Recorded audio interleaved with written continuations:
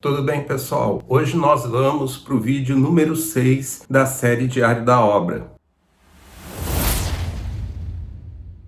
No vídeo anterior, nós começamos a subir todas as paredes e também fizemos a concretagem dos pilares. E também começamos a subir todas as vigas aéreas. Como você está vendo aqui nas imagens que estão aparecendo no vídeo, nós fizemos a colocação dessas vigas aéreas, né? Algumas delas foram sobre a parede e algumas outras que estavam sob o vão livre, nós também colocamos no lugar e já começamos a fazer o fechamento. Mas antes de falar sobre o fechamento dessas caixarias, eu quero relembrar que também nesse vídeo anterior eu mostrei que nós fizemos todo o contrapiso. E esse contrapiso ele ajudou muito para fazer o escoramento da parte interna. Então o contrapiso ele deu uma base bem sólida para a gente fazer o escoramento da laje em toda essa região interna do prédio. E por outro lado, nas áreas externas, né, onde a gente não tem o contrapiso, não vai ser feito, nós fizemos alguns reforços, né, para que a laje depois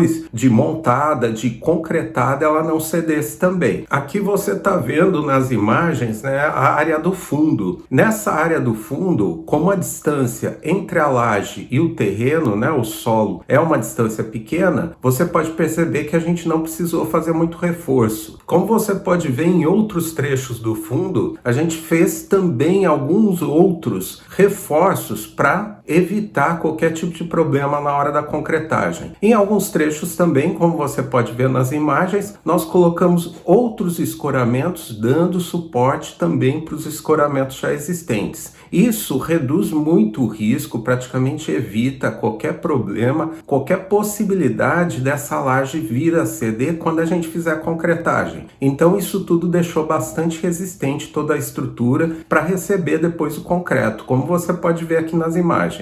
Essa estrutura que você está vendo, ela às vezes ela acaba sendo até bastante complexa, mas ela é muito importante para que você não venha a ter problema justamente na hora da concretagem, né? Para que você possa fazer a concretagem dessa laje e não venha a ter nenhum tipo de risco nessa hora. É um processo bastante trabalhoso, mas na internet, inclusive, você pode ver, pode encontrar, se tiver curiosidade, né, diversos vídeos que mostram algumas obras onde o escoramento não foi feito da forma adequada e na hora da concretagem a laje cedeu e aconteceu o pior. Os prejuízos numa situação dessa são os mais diversos possíveis, desde o mais grave, né, que pode ser uma pessoa se acidentar, se machucar gravemente ou até mesmo perder a vida, e além disso também tem a questão do material, porque praticamente todo o material que estava ali você acaba perdendo. Então essa fase é uma fase que requer bastante cuidado da gente, bastante atenção. Tem muita gente que quer concretar a laje com muita pressa, com muita rapidez e acaba pulando alguma etapa e no final das contas acaba tendo dor de cabeça, acaba tendo problema por causa dessa correria para concretar o mais rápido possível. E é desde escorar de forma insuficiente ou acabar esquecendo de passar tubulação de elétrica, hidráulica, uma série de problemas pode acontecer com você se você fizer isso nessa correria que eu estou falando. Então eu sempre recomendo, né, para você, para tua equipe, fazer todo esse processo de forma bastante tranquila, calma. E aquele negócio, se não conseguir concretar num dia, concreta no dia seguinte. E depois de tudo feito, ainda é bom sempre realizar um checklist, né? Fazer uma revisão, porque não é incomum, justamente nessa revisão, depois quando você vai novamente fazer um pente fino, dar uma olhada em tudo, perceber que acabou esquecendo ainda de alguma coisa. E um detalhe importante que talvez você não saiba, tem engenheiro que especifica que tipo de laje que você deve usar. Outros engenheiros não especificam no projeto estrutural. Então, nesse segundo caso que o engenheiro não especificou, quem vai estipular o tipo de laje, os reforços para o teu projeto, vai ser o engenheiro da empresa que vai te fornecer a laje mesmo. Independente do caso, seja a laje especificada pelo engenheiro ou pela empresa que você fizer aquisição da laje, é imprescindível, né? Você precisa seguir exatamente o que estiver estipulado, tanto no projeto estrutural ou no croquis. Só assim é que a empresa que vai te vender a laje vai emitir a ART, que é a anotação de responsabilidade técnica. Essa ART basicamente é um documento onde essa empresa que te forneceu a laje vai assumir toda a responsabilidade técnica pela laje fornecida. Nesse documento, a empresa fornecedora da laje está atestando que aquela laje que ela vendeu para você, ela é segura e adequada para a tua obra. Um outro detalhe importante que é interessante que você saiba é que essa ART, depois de emitida, ela gera um valor a ser pago. Esse valor é determinado de acordo com a metragem da laje e o valor total dela. Então ele pode variar, não é um valor fixo. Eu geralmente negocio com a empresa da laje que dentro do valor, final da compra já esteja também constando a emissão da ART e o pagamento dela. Então, quando terminar todo o processo, que a laje tiver concretada, tiver tudo vistoriado e certificado, eles já fazem esse pagamento e eu não preciso também me preocupar com isso. Voltando então agora ao assunto do fechamento das caixarias, você pode perceber que essas vigas que ficam sobre as paredes, nós só precisamos fazer o fechamento na lateral. Por quê? Porque na parte de baixo, como tem a própria parede já faz o fechamento do fundo da viga e segura o concreto ali dentro da forma. Já nas vigas que não tem parede embaixo, que tem um vão livre, nós logicamente precisamos fazer todo esse fechamento, inclusive não só dos lados, mas também na parte dos fundos da viga. Nessa fase, como eu comentei no vídeo anterior, foi necessário adquirir um pouco mais de madeiramento, E além do madeiramento, algum material complementar. Mas basicamente a gente precisou de mais algumas tábuas e também de pontalete de eucalipto e mais uma coisa ou outra ali também que foi necessário. Os custos e o que a gente precisou adquirir eu vou informar mais pro final desse vídeo também. E como eu sempre falo, vai realmente muita madeira, nessa fase,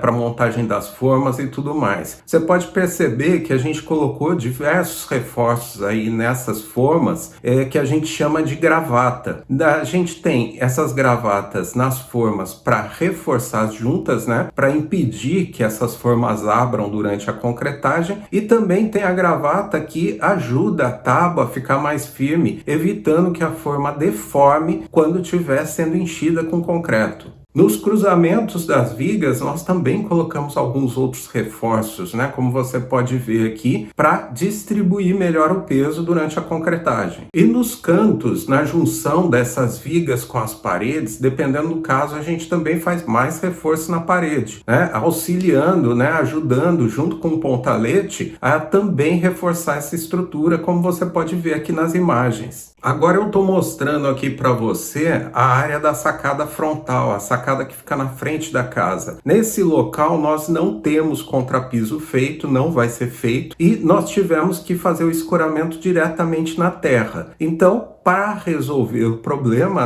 para eliminar o risco desse peso do concreto, de toda a estrutura, aprofundar, acabar afundando esse pontalete no chão de terra, nós fizemos o seguinte: colocamos diversas tábuas, não só para nivelar, mas também para distribuir melhor esse peso e evitar que, quando a gente fizesse a concretagem, o pontalete não acabasse afundando na terra e desnivelando toda a estrutura da laje. E em alguns trechos, como você pode ver aí, para ajudar a nivelar, podem ser necessários vários pedaços de madeira, até da altura, para que você consiga deixar a laje totalmente nivelada para essa fase da concretagem. Já com relação ao espaçamento entre um pontalete e outro, para distribuir bem o peso tanto da laje quanto do concreto e tudo mais, nós temos dois casos distintos que é importante que você tenha atenção. O primeiro caso é quando você está escorando diretamente a laje só a laje. O escoramento já vai direto na laje, ou então quando você tem viga com fundo de 15. Nesse caso,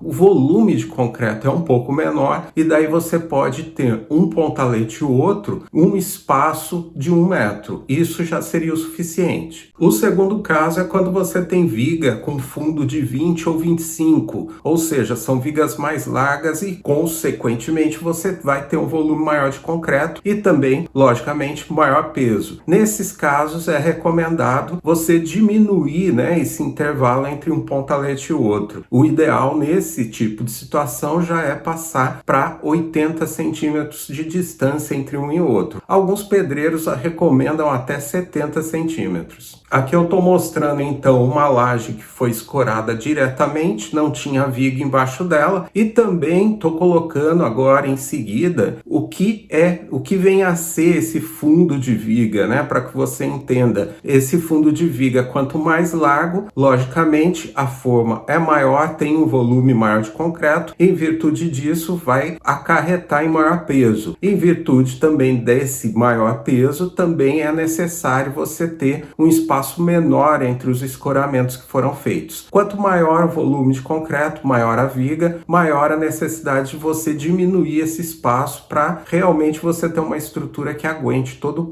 o peso da laje e também do concreto que vai ser utilizado nela. O ideal é não economizar nisso tudo. Escorar adequadamente, porque o risco que você tem é muito maior. Escorando adequadamente, você não tem prejuízo de tempo, você não tem prejuízo com material e principalmente você evita qualquer tipo de acidente dentro da obra. Além disso, o escoramento, né, o pontalete de eucalipto, é uma das madeiras mais baratas que a gente utiliza na obra, então realmente não vale a pena economizar justamente nessa fase. Passando então para a etapa seguinte, chegou o momento, né, de colocar as vigas sobre a estrutura, as vigas da nossa laje pré-moldada, né, pré-fabricada, em cima da estrutura que nós montamos. Eu estou mostrando aqui algumas fotos para você da nossa laje, do material que chegou, que foi entregue. Você pode perceber que nós optamos por EPS, né, que é o isopor. Ele é bem mais leve, né, ajuda com relação à redução de peso da estrutura e também auxilia na hora da montagem, que ele dá maior agilidade, ele é um material leve e prático para montar. Nessa fase, o teu pessoal vai ter que seguir um croquis para fazer a montagem da laje da forma que tiver especificado corretamente. Então, cada viga tem o seu lugar, tem a sua posição adequada, que está especificado nesse croquis. Ou eles vão encontrar isso no croquis que a própria empresa que forneceu a laje entregou, ou se o teu engenheiro tiver especificado no projeto estrutural a laje, eles também vão ter isso no projeto estrutural. Mas é importante que eles sigam exatamente cada posicionamento que tiver detalhado nesses documentos, seja no croquis ou seja no projeto estrutural. Independente de ser croquis ou projeto estrutural, o teu pessoal vai ter que realmente seguir exatamente o que tiver estipulado, porque depois que a laje estiver montada, a empresa que te forneceu esse material vai até o local e vai verificar se a laje foi montada exatamente como foi especificado pela empresa ou pelo engenheiro. Porque se não estiver montada da forma correta, eles não vão emitir a RT. E logicamente, né, eles não vão querer assumir a responsabilidade técnica da laje se ela não foi montada da forma correta. Então não tem como fugir dessa etapa, querer fazer qualquer tipo de modificação, tem que seguir o que tiver especificado nesse croquis, caso você tenha comprado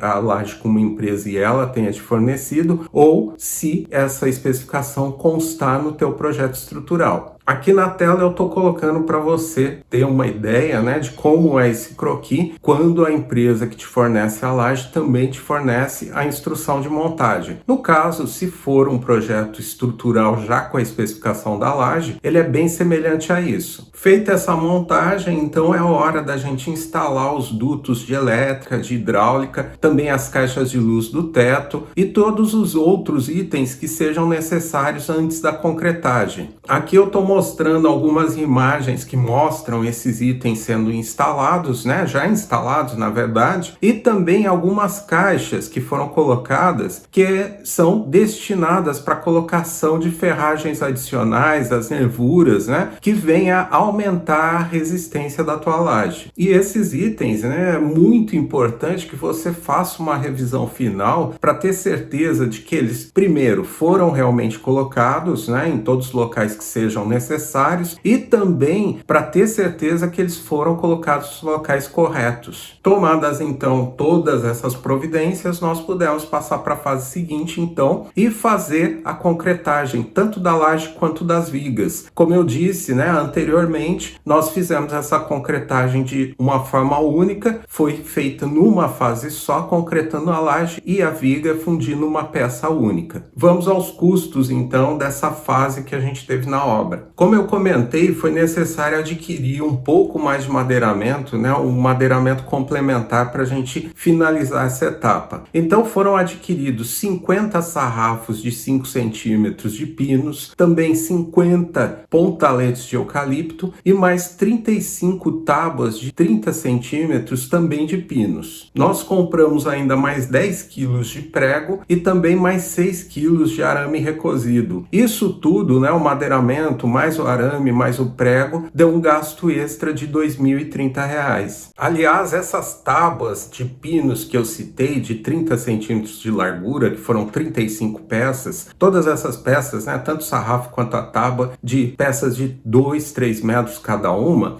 nós utilizamos para fazer o fechamento da forma da laje. Então, em toda a volta da laje, a gente precisou colocar essas tábuas para então conter o concreto ali dentro, né, fazer a função de forma, como você pode ver aqui nas imagens. Continuando, além desses itens, nós compramos também conduíte de 3/4 e de 1 polegada e também as caixas, né, as caixas de luz que são colocadas no teto. Com esses itens, nós gastamos mais R$ 400. A laje que nós utilizamos é a tipo H12. Nós precisamos de 136 metros quadrados de laje e negociando bastante com os fornecedores. Aliás, a gente fechou com um fornecedor que habitualmente fornece para a gente a laje e nós conseguimos um preço muito bom. Conseguimos fechar ela por R$ 10.000 com todas as ferragens adicionais. Agora você está vendo aqui as imagens, né, da concretagem, que é a hora mais aguardada na obra, né, quando a gente finalmente consegue concretar a laje.